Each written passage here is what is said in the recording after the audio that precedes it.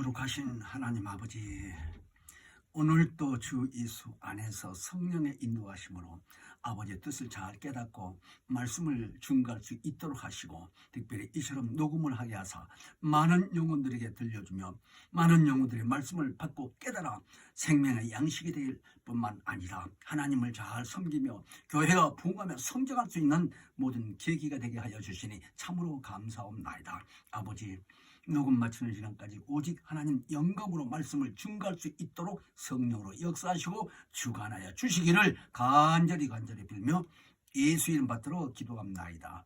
아멘.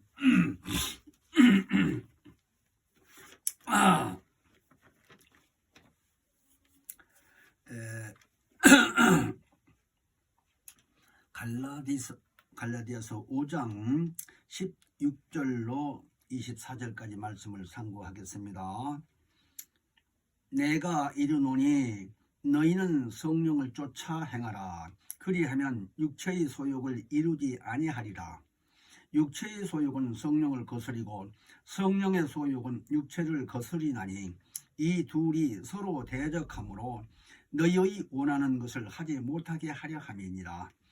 너희가 만일 성령의 인도하시는 바가 되면 율법 아래 있지 아니하리라. 육체의 일은 현저하니 곧 음행과 더러운 것과 호색과 우상 숭배와 술수와 원수를 맺는 것과 분쟁과 시기와 분냄과 당짓는 것과 불리함과 이단과 투기와 술취함과 방탕함과 또 그와 같은 것을 것들이라. 전에 너희에게 경계한 것 같이 경계하노니 이런 일은 하는 자들은 하나님의 나라를 유업으로 받지 못할 것이요. 오직 성령의 열매는 사랑과 희락과 화평과 오래 참음과 자비와 양성과 충성과 온유와 절제니 이 같은 것을 금지할 법이 없느니라. 그리스도 예수의 사람들은 육체와 함께 그 정과 욕심을 십자가에 못 박았느니라. 아멘.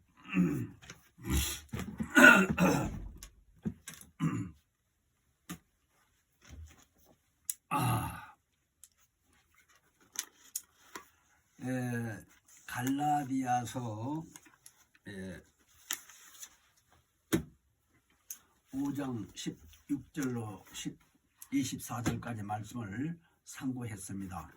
특별히 22절에서 보면 오직 성령의 열매는 그랬습니다. 그래서 사랑과 희락과 화평과 또 오래 참음과 자비와 양성과 충성과 온유와 절제니 라고 하면서 이 같은 법을 금지할 법이 없다라는 거예요. 그래서 오늘은 성령의 열매라는 이 주제로서 말씀을 증거하게 될 터인데요. 성령은 살아계신 하나님의 영이십니다. 그러므로 하나님께서 나오시는 진리의 성령이 예수 그리스도의 은혜를 힘입고 구원받은 우리 영혼들에게 오셔서 우리 안에 함께 계시면서 살아계신 하나님을 증거하십니다. 하나님은 본 사람이 없다고 기록되어 있지요. 요한복음 1장 18절에. 그러나 그 하나님이 살아계심을 성령 받은 이 성도들 입장에서는요, 누가 뭐래도 좌우로 치우쳐지지 아니하시면서 그 하나님을 보여줄 수 있는 증인들입니다. 보이지 않는 이 하나님을 어떻게 보여줄 수 있느냐고 말씀을 하실지 모르겠지만, 믿는 사람들 안에서, 성령 내주하신 사람들 안에서 성령의 역사하심으로 베드로 사도가 분명히 성령 충만해서 안진뱅이 손을 붙들고 일으킬 때도 그렇게 말씀하신 것처럼 보이지 않는 하나님을 보이시는 것처럼 단대하게 증거할 수 있는데, 그 따른 표적과 이적으로서 분명히 보일 수 있다라는 얘기를 하는 겁니다. 그러므로 성령이 이 땅에 오셔서 우리들을 사용함으로 인해서 정말 하나님 역사하심에 따라서 함께 참여할 수 있도록 인도해 주시고 하나님의 뜻을 우리로 하여금 알게 하시고 살아계신 그 하나님을 증명하게 할 수 있는 그분이 바로 성령의 하시는 일이십니다. 그러므로 아무도 하나님을 본 사람이 없다 하지만 성령의 역사하심으로 인하여 우리가 살아계신 하나님을 증거하게 될 터인데, 오늘날 이 세상 안에서 살고 있는 인류 입장에서 본다면요, 세상이 지금 얼마나 발달했어요. 과학이 얼마나 발달했으며 문명이 얼마나 발달했으며 이 세상에 발달한 이 의미를 우리가 다 알지는 못해도요, 우리가 그 발달한 것을 인간이 이 지구 안에 살면서요 다 사용하지도 못하고, 과학이 발전한 것을 고도로 발전했지만요 20% 정도도 쓰기가 어렵다라는 거예요. 그러니까 대단하죠. 다 볼지도 못하고 듣지도 못했지만요 뉴스를 듣거나 신문지상이나 보게 되면요 정말 대단합니다. 아무리 그렇게 발달하고 고도로 발전하고 이렇게 했다 하더라도 성경에서 보면 이 하늘에 있는 유성들이 얼마나 많습니까? 태양으로부터 시작해서 저 은하계를 학자들 얘기를 들어보면요 태양보다 더 큰, 몇 배나 더 큰 은하계들이 얼마나 많은지 모른다는 거예요. 우리는 밤에 별이 많이 떠 있으면 야 은하수가 있다라고 하지만요 그게 반짝반짝하게 보일 정도지만요 거리가 하도 멀어서 그렇지 태양보다 몇 배가 크다는 거예요. 우리가 이런 생각을 할 때요 정말 학자들이 대단한 거죠. 그런데도 그 발전된 그 과학에 대해서 20%도 사용을 못하고 인류가 산다고 하는데도 이렇게 잘 살고 있지 않습니까? 우리나라만 보더라도요. 그러나 하나님이 만들어 놓으신 이 우주계를 사람들이 다 파악해서 왜 그렇게 있는지, 만물이 왜 그렇게 있으며 성장하며 열매를 맺고 이렇게 있는지, 누가 어떻게 해서 이렇게 유지가 되고 있는지 아는 인간이 있을까요? 없다고 봐야죠. 사람의 입장으로 그렇게 과학이 발달하고 문명이 발달하고 잘 살아도요 하늘나라에 대해서는요 알 사람이 없어요. 이 우주 안에 있는 것도 다 파악을 못하는데 어떻게 저 우주 밖에 있는 하늘까지 다 알 수 있겠습니까? 그러는 입장에서 성도들이라고 하는 이 신앙인들 입장에서는요 성령이 임하신 후에는 분명히 이 모든 만물이 왜 만들어졌으며 왜 존재하고 있으며 누구를 위해서 이렇게 실존되고 있는가라는 것을 우리는 잘 알고 있는 입장입니다. 성경이 말씀하신 대로요 만유를 지으신, 만물이 아니라 만유라고 그랬어요.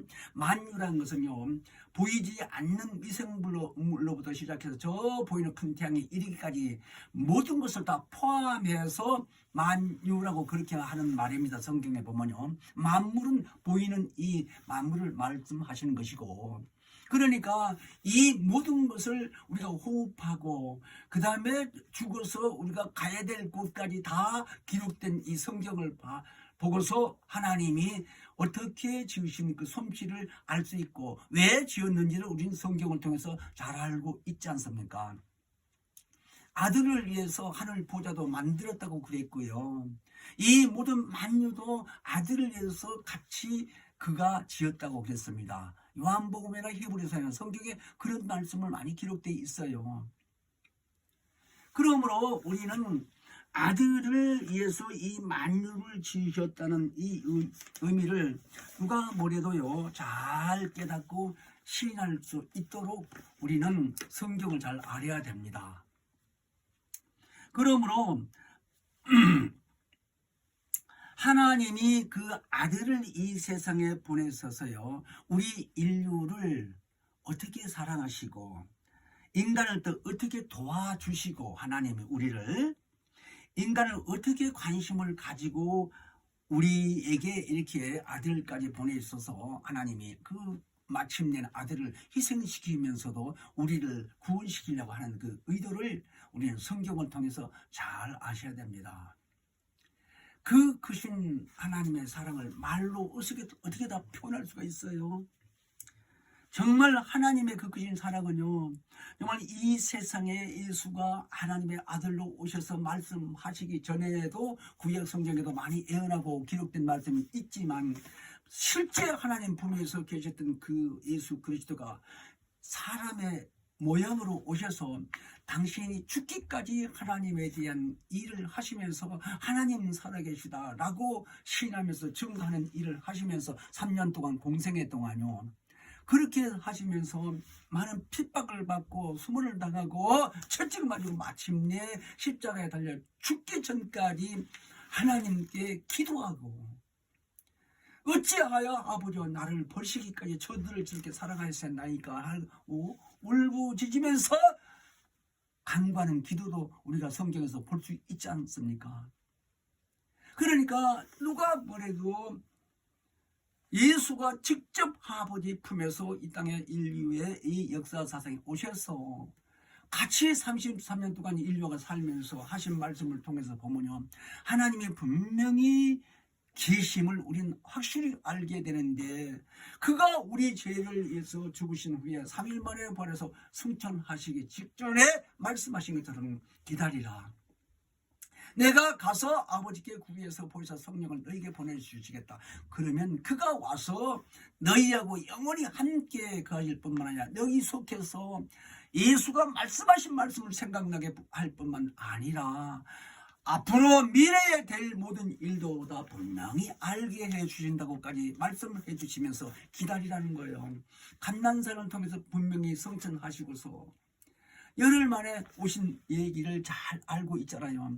그래서 성령이 이 땅에 오셔서요,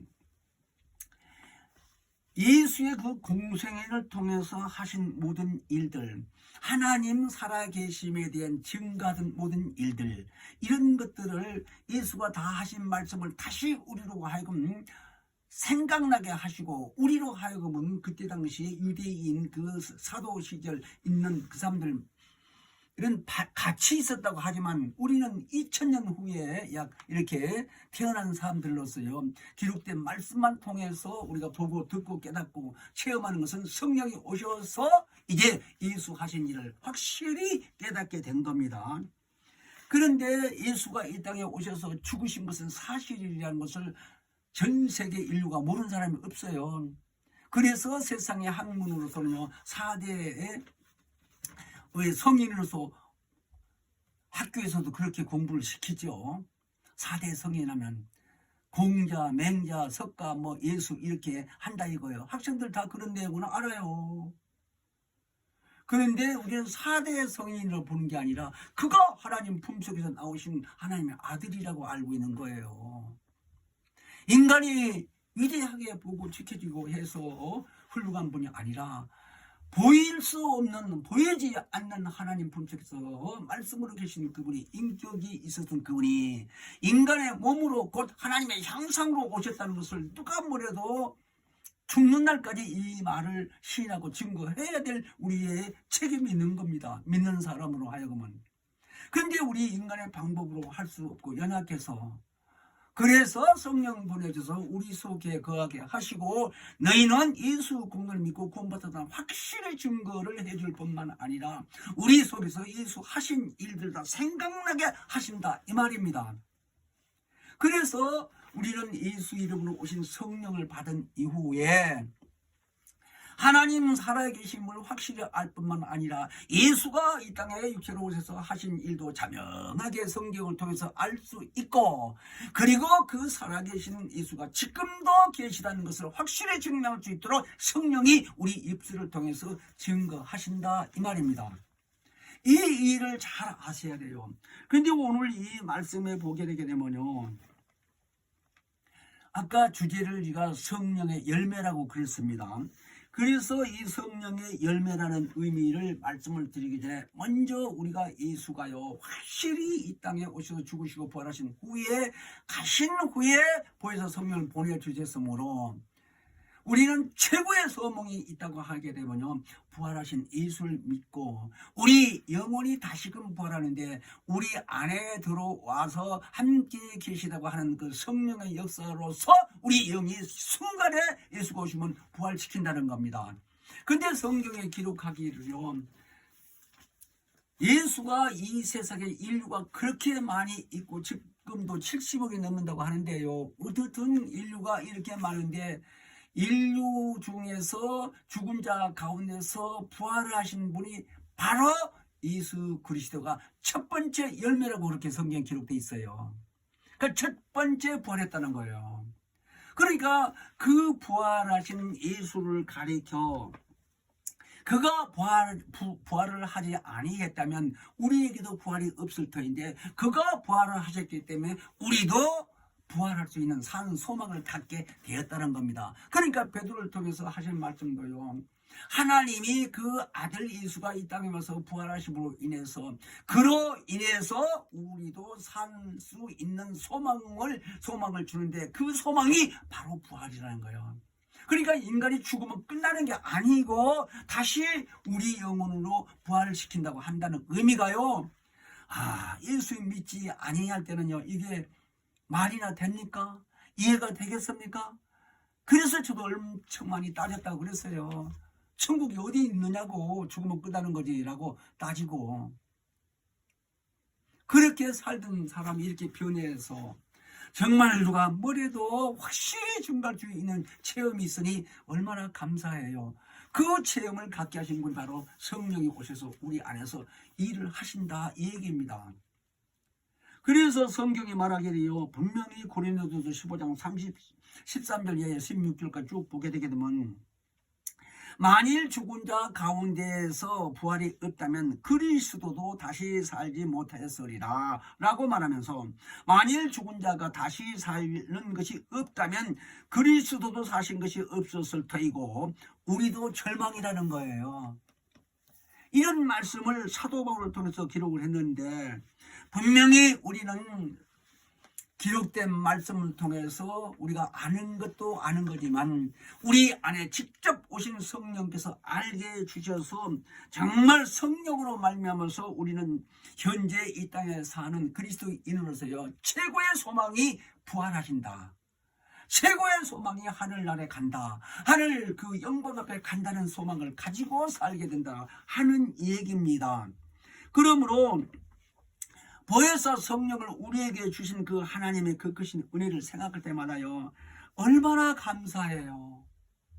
아니 죽었던 우리가요 그래서 다시 산다는 것 자체가요 우리는 큰 소망을 가지고 있는데 우리 예수 믿는 사람뿐만 아니라 인류가 그때는 예수가 다시 올 때는요 전 세계 인류가 부활을 해서 심판을 받게 된다는 겁니다.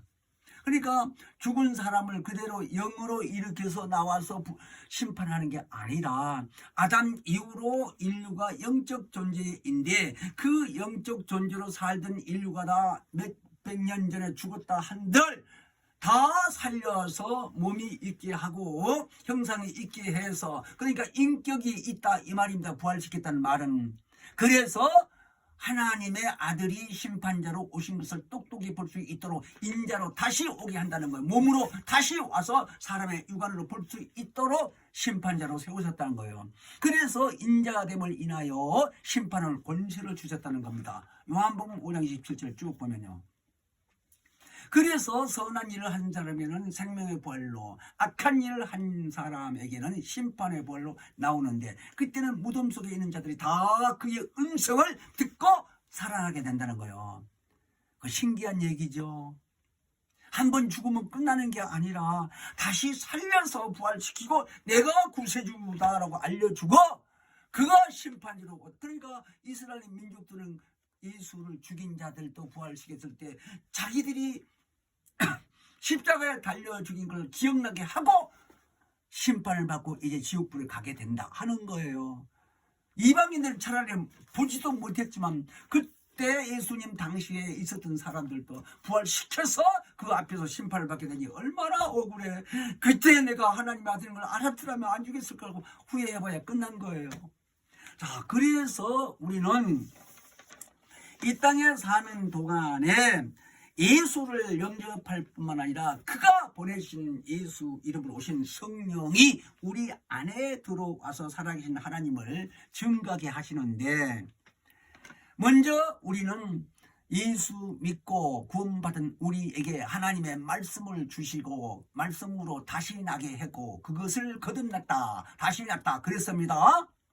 예수님이 먼저 와서 알려주셨어요. 거듭남에 대해서.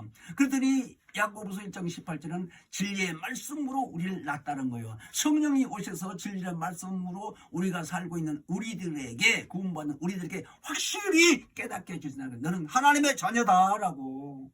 그리고 하나님의 자녀 권세도 주셨다. 그리고 예수가 다시 오시면 분명히 첫째 부활해서 올라갈 것이다. 공중으로 이렇게 알려주시는 분이 성령이다 이 말입니다.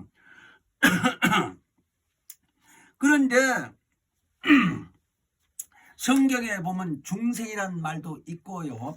기독교 안에서 교리적으로 가장 중요하고 주장하고 있는 입장이요. 성결이라고 하는데, 성결이라고 하는 것 자체가 이렇게 거룩한 삶으로 지속적으로 살아간다는 의미로 말씀하시는 건데요. 중생이란 말은 거듭났다 하는 말이고요. 그러니까 한마디로 사람이 예수의 공로를 힘입고 구원받은 자들이 다시 난 겁니다. 이 육체는 그 사람인데, 남자고 여자고 그 형체는 그 형체인데 그 속 사람을 말하는 겁니다. 영혼이 다시 났다라는 거예요. 그러니까 성령 충만한 사람들은 이 거듭난 자들로 하여금 하나님의 보실 때에 그 영이 확실히 이제 인침을 받아서 하나님의 자녀의 신분일 뿐만 아니라 세상에 사는 육체의 기간 동안에도요, 남들이 봤었을 때에 완전히 구분되도록 보게 된다는 겁니다. 그러니까 사람이, 거듭난 사람이 하나님의 자녀라고 얘기했는데, 이런 사람들이 육체 기간 동안 살면서 하나님의 말씀으로 양육받고 이렇게 선한 청직의 사명감을 감당하면서 살 수 있다라는 거예요. 이런 것을 거듭났다고 한다면 우리가 왜 거듭났느냐 하는 말을 구태해서 하냐, 인류는 아담 이후에 영적 존재라고 말씀을 드렸는데요. 에베소서 신약성경에 1절 2절에 보면, 2장에서요 1절 2절에 보면요, 우리의 이 모든 허물과 죄로 말미암아 죽었던 너희를 살리셨도다 그랬습니다. 그러니까 하나님이 보실 때 우리는 몸이 살아있고 시집가고 장가고 생활하고 사는데 그 영이 죽었다고 하는 말이에요. 우리가 언제 죽은 경험이 있습니까? 근데 하나님 볼 때 우리 속 사람인 영이 하나님과 교통하고 하는 것이 단절됐다 이거예요. 끊어졌다 이거예요. 그것을 죽었다고 하는 거예요. 근데 그런 의미로서 그 영의 예수 공로를 믿고 구원받았고 진리의 말씀이 들어와서 침례도 받기도 하고 하나님 자녀의 신부로 인정하신 그 의미 안에서 이제 살아났다 하는 얘기입니다. 그래서 내가 지난번에도 말씀드렸지요. 우리 교회에서는 예배 순서에 보면 대표 기도한 후에 이제 시편 23편 1절로 6절을 매주 상고하지요. 영혼은 나의 목자시니 내가 부족함이 없다라고 하는데 3절에 보면 내 영혼을 소생시키고 자기 이름을 위하여 의의 길로 인도하신도다 그랬습니다. 근데 거기요, 나는 잊어지지가 않는 의미가요, 내 영혼을 소생시켰다고 하는 그 의미를 깨닫고 말씀을 듣고요, 다시 살게 했다라는 거예요. 영혼을 소생시켰다고 하는 말이 살아났다 이 얘기요. 근데 같은 소생이, 내 지난번에도 그런 말씀 드렸어요. 사도행전 17장 24절을 보게 되면요, 신의 자녀로 우리는 소생했다는 말이 또 거기 기록되어 있는데요, 그 의미는 우리가 지금 예수 안에서 거듭났고 성령 충만해서 사는 이런 사람들은 남녀를 막론하고 하나님의 자녀라는 거예요. 그런 사람들을 가리켜 사도행전 17장 24절에는 다시 신의 소생이 됐다는, 그러니까 하나님이 신이요, 영이시기도 하고, 그런데 그 신이신 하나님의 자녀의 신분으로 복받았다라는 거예요. 이걸 소생이라고 그래요. 자, 그런 의미에서 우리는 이 땅에 사는 육체의 기간 동안에요, 확실히 거듭난 삶을 살고 있다는 의미를 잘 알아야 됩니다. 그래서 자기 자신이요, 완전히 체험을 해야 돼요. 이런 의미를. 그러니까 기독교는 체험의 종교라고 그럽니다만요, 자기 자신의 체험이 없이는요, 담대함이 있을 수가 없어. 그래서 우리는 거듭난 사람으로서요, 성령을 부여받았고, 성령이 임하시면 또 성령을 통해서 하나님의 성품을 닮아갈 수 있는 생활이 성결한 삶이요, 거듭난 자들의 생활이다, 이 얘기입니다. 그러니까 성결은 지속적으로 거룩하게 살아야 될 뿐만 아니라 죽을 때까지. 근데 성령으로 거듭난 것은 단번에 거듭난 겁니다. 일회성이에요. 근데 거듭난 사람이 하나님 말씀으로 계속 양육받고 자기 영이 성장해 가야지요. 그러니까 믿음의 분량이라고 한다면, 부피로 한다면 자꾸 커간다 이 말이다. 많은 걸 알았을 때 조그만 건 알았다하고는 차이가 있는 것처럼 이렇게 말하는 것을 성장해 간다는 거예요. 그러니까 믿음이 계속 죽을 때까지 성장해 가야 되는데, 오늘 이 본문에 보면요, 이 갈라디아서 5장 17절에 보면요, 육체의 소욕이 있다고 말씀을 기록되어 있습니다. 근데 육체가 있는 그 기간까지는요, 죽는 날까지 아무리 성령 충만해도 그 소욕이 없어지지 않아요. 왜? 육체의 것이니까. 그런데도 불구하고 그 육체 안에 있는 영 안에 성령이 오셔서 계시는데, 성령도 인격이 있으신지라 성령의 소욕이 있다 이 말입니다. 하고자 하는 이 뜻이. 그래서 내 안에 있는 육체의 소욕과 그 성령의 소욕이 둘이 이렇게 부딪히게 된다는 거예요, 생각이. 그러니까 내 속사람은 성령의 역사로 하나님 뜻대로만 살려고 하는데, 육체의 소욕은 돈 벌러 가야 되는데, 뭐하러 가야 되는데, 이런 생각이 부딪힌다 이 말입니다. 그걸 갈등이라고 그렇죠. 그런 내용을 사도 바울이 로마서 7장에 잘 말씀하셨다고 그랬어요. 내 속에 있는 한 다른 법이 내 안에 있는 법하고 같이 부딪히고 싸운다는 거예요. 그래서 그것 때문에 갈등이고 고민이 되다 보니까 오라, 나는 이렇게 공부하다 피곤하다 이거요. 그러면서 자기 몸을 가리켜 이 사망의 몸에서 누가 나를 건져내라 하고 한탄하고 했을 때에 순간에 성령이 역사에서 깨닫게 해주신 말이 로마서 8장으로 넘어가기 직전에 그 로마서 7장 24절 5절을 보면요, 하나님께 감사하다는 표현이 나옵니다. 왜? 깨닫게 해주신 걸 느꼈기 때문에. 왜? 뭘 깨달았을까? 로마서 8장에 보면 그러므로 그리스도 예수 안에 있는 자는 결코 정죄함이 없다라는 거야. 그러니까 사람이 육체에 있는 동안에는요, 좋은 생각 나쁜 생각이 많이 나올 수 있지요. 특별히 육체의 소욕 때문에 부정적인 생각이 많이 나올 수 있지요. 그러나 그렇다고 해서 다시 죄인이 된 게 아니라 육체의 소욕이 있기 때문에 그런 생각이 난다는 걸 하나님 더 잘 아시죠. 그런데 그 속에 있는 성령의 역사로서 다시 회개도 하고 진리의 말씀으로 보존되고 그쪽으로만 가게 되면 충만을 유지할 수 있고, 아까 얘기한 대로 성결한 삶을 계속해서 살 수 있다라는 거예요. 그런 걸 깨닫게 해주니까 이런 생명의 성령의 법이 죄와 사망의 법에서 나를 해방하셨다라고 할렐루야 하고 하나님께 감사한다는 거예요. 사도 바울 선생 말이.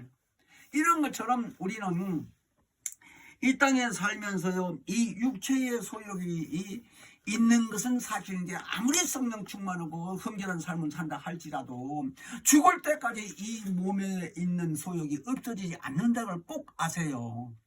성령 충만하다고 신처럼 산다는 게 아니에요. 그러니까 어떤 사람은 교회에서요, 말하자면 집사고 권사고 장로고 이런 직분이 있는 사람들이 좀 잘못하게 되면요, 손가락질하는 게 뭐예요? 저 사람 장로가 돼가지고 말이야 저따위 해나가고 이렇게 합니다. 그건 하나님께 모독하는 것밖에 안 돼요. 그 사람 지금 말씀드린 대로 소욕이 있기 때문에, 육체가 있기 때문에 소욕이 있겠죠. 그러니까 혈기도 있다 이거예요.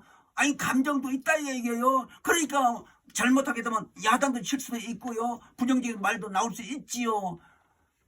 그렇다고 그 사람 죄인이 아니다 이 얘기예요. 그렇다고 나쁜 짓을 계속 하라는 말도 아니고요. 인간의 육체가 있는 기간에는 감정이 없어질 수가 없다라는 거예요. 그게 소욕이니까요. 그런데 오늘 우리가 성령의 열매라고 하는 말에 의해서요, 잘 알아들어야 결론적으로는 우리는 성령의 열매라고 아까 하는 그 갈라디아서 5장 21절에요. 사랑, 희락, 화평 이렇게 쭉 나가는데요. 그 사랑 안에 하나님의 그 성령의 열매가 다 있다라는 거예요. 그러니까 그 사랑이 뭐냐? 쉽게 말해서 어머니 마음 같은 모성이라는 거예요. 그러니까 그 의미를 성령 충만하고 진리의 말씀으로 보존된 사람들은요, 성결하는 마음 자세로 생활을 쭉 하다 보게 되게 되면요, 사람들 보기도 확실히 달라지죠. 야, 저 사람은 참 선하다, 저 사람 참 착하다, 이렇게 말을 하잖아요. 자, 그런 의미에서 이 갈라디아에서 보게 되면요, 성령의 입장에서 우리 안에 들어오게 되게 되면 성령의 역사로서요, 하나님의 성품이 나타나게 된다는 거예요. 하나님의 성품이 뭐요? 하나님의 그 뜻, 그 마음. 그러니까 하나님 영광 중에 계신 그 분이요, 하나님의 속성, 성품이라 하게 되면 하나님의 쉽게 말하면 생각이죠. 성경에 기록되어 있는 모든 말씀, 긍정적인, 적극적인, 생산적인 이 좋은 말씀, 이런 성품이 드러날 수 있다는 거예요. 누구로 인해서요? 성령의 역사로요. 성령의. 그러니까 성결이라고 하게 되게 되면 완전히 변해버린 것이 아니라 계속해서 거룩한 삶을 살 수 있도록 생활을 해 간다는 얘기입니다.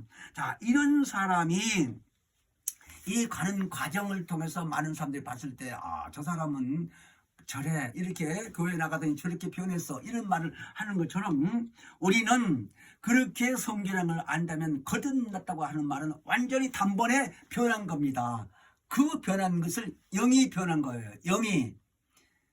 그러니까 죽었던 우리의 영이 하나님의 그 은혜 가운데서 구원받았고, 그 진리의 말씀 입에서, 하나님 입에서 나온 모든 진리의 말씀으로 다시 낳고, 그런 사람을 이제 성령이 들어와서 완전히 변화된 거예요.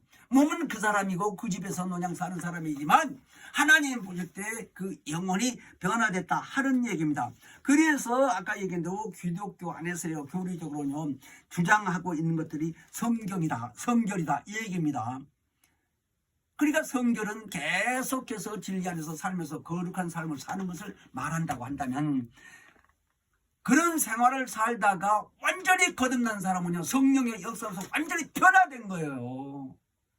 그래서 하나님 아버지 해도요, 두렵이 없고요, 너무 확실한 입장이기 때문에 감사하고요, 그러고 남은 육체에게서 성결하게 살게 되는데, 우리가 이처럼 이렇게 거듭난 사람의 이렇게 입장에서 보면요, 분명히 우리는 성령이 임하시면 자신의 생활에 변화된 것을 자신이 잘 알 수 있습니다. 그래서 우리는 속사람이, 내 영혼인 속사람이 변화돼서 하나님 뜻대로 산다는 것 자체를 자신이 모르시겠어요? 그래서 이런 말로서 우리는 사도 바울이 하는 것 말씀대로 말입니다. 사랑과 희락과 화평과 오래 참음과 자기와 양성과 충성과 온유와 절제니라고 그랬습니다. 이런 것을 금할 법이 없다고 그랬죠. 아까 5장 22절 본문에. 다 그래서 이 성령의 역사로서 우리가 사랑 안에서 모든 어머니의 성품처럼 이렇게 나타날 수 있는 마음 자세가 성령의 역사로 하는데, 성경에 말씀하시기를 너희는 이 마음을 품어라, 곧 예수 그리스도의 마음이니 라고 말씀을 빌립보서 2장 5절부터 쭉 말씀을 했어요. 예수 그리스도의 마음을 품으라는 거예요. 근데 예수는 하나님 품 안에 계실 때에 이 땅에 육체로 오시기 전이죠. 하나님과 동등됨을 취하지 아니하고, 그렇게 말씀을 했습니다. 그러니까 하나님 품 안에 계셨으니까 하나님이죠. 그런데 동등됨을 취하지 않고 인격은 각각이 있으니까, 자, 그러고서 사람의 모양으로 와서 죽기까지 하나님 뜻에 순종했다라는 거예요.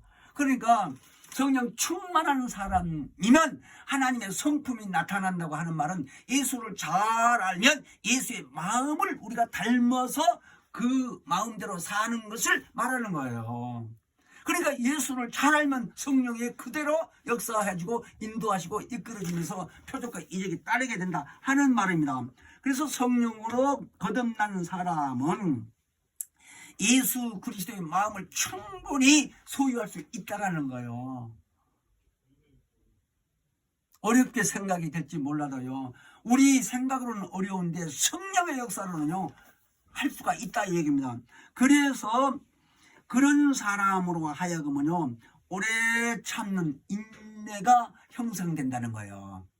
아까 갈라디아서 5장 22절 말씀하신 것처럼 오래 참음도 거기 성령의 열매로 나와 있지요. 근데 그 오래 참는, 그러니까 혈기가 있고 성격이 급하고 아주 열정적인 이런 사람이 때에 따라서는 참을 수 있는 이런 그 마음이 형성될 수 있다는 거, 인내심이.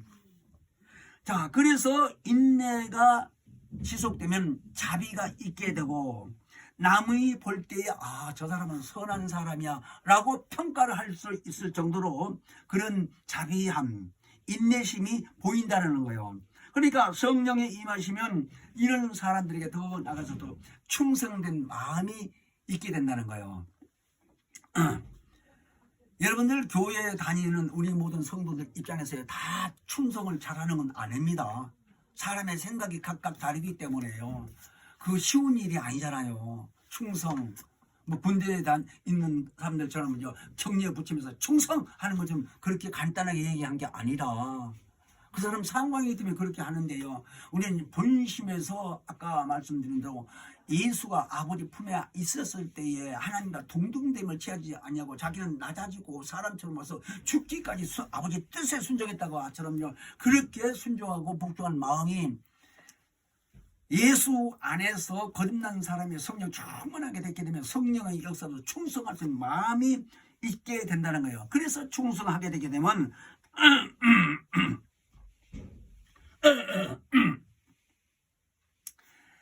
자연히 자기 성격이 온유해진다는 거예요.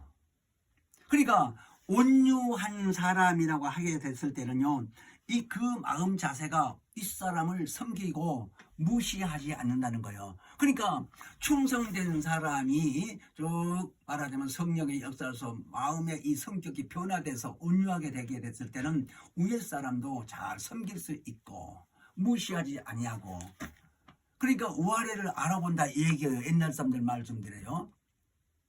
그런 의미를 교회에서도요, 인간이 육체가 있는 이 기간에는요 윤리도덕 꼭 알아서 해야 돼요.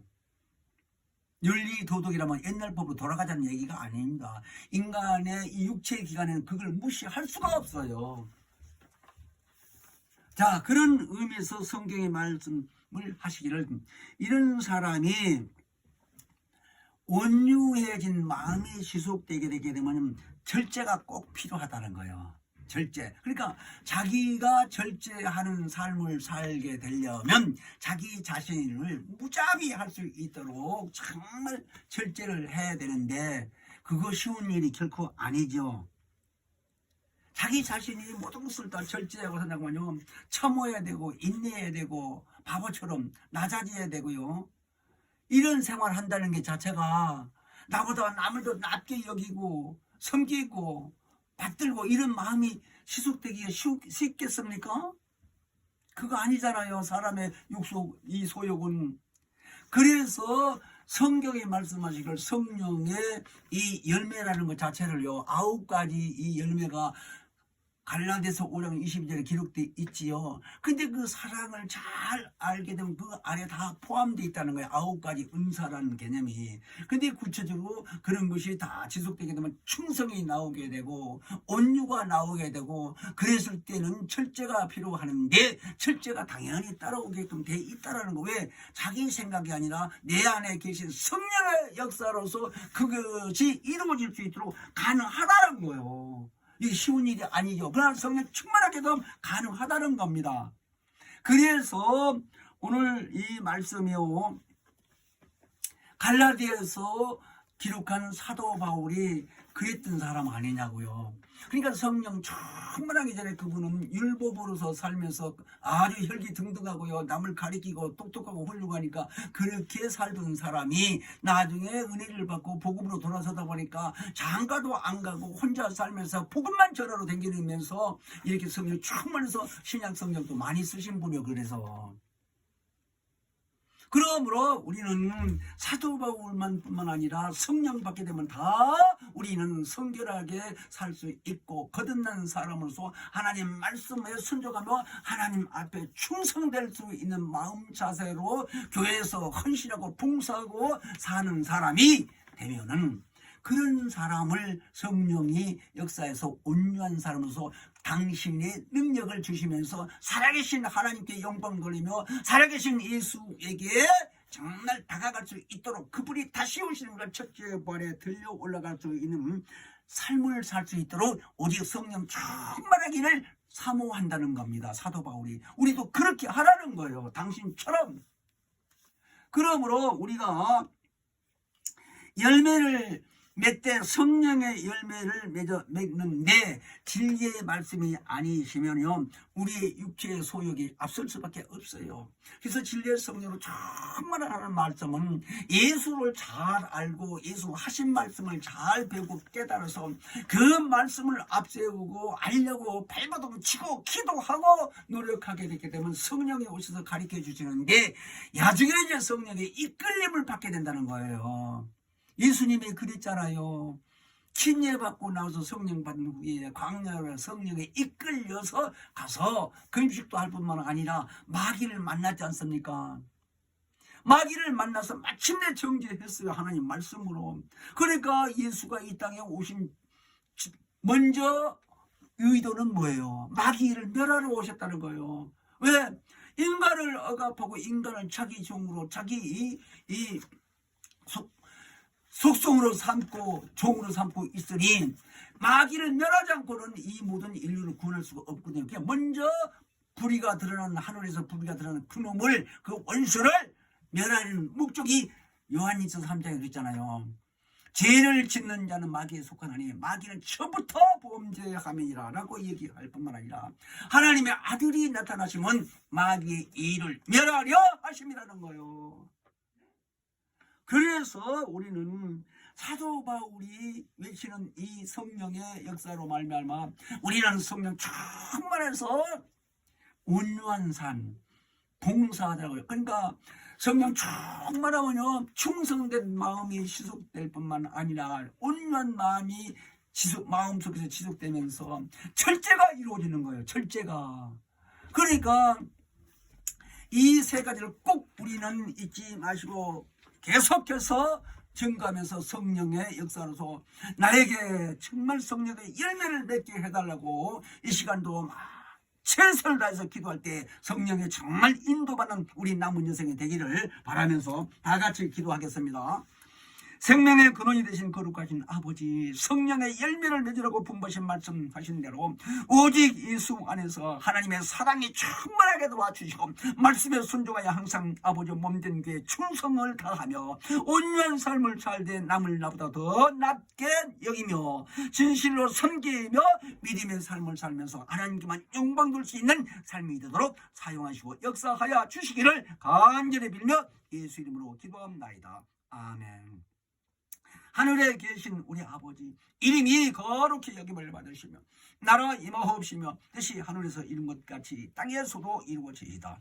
오늘날 우리에게 일용할 양식을 주옵시고 우리가 우리에게 죄 지은 자를 사하여 준 것 같이 우리의 죄를 사하여 주옵시고 우리를 시험에 들게 하지 마옵시고 다만 악에서 구하옵소서. 나라와 권세와 영광이 아버지께 영원히 있사옵나이다.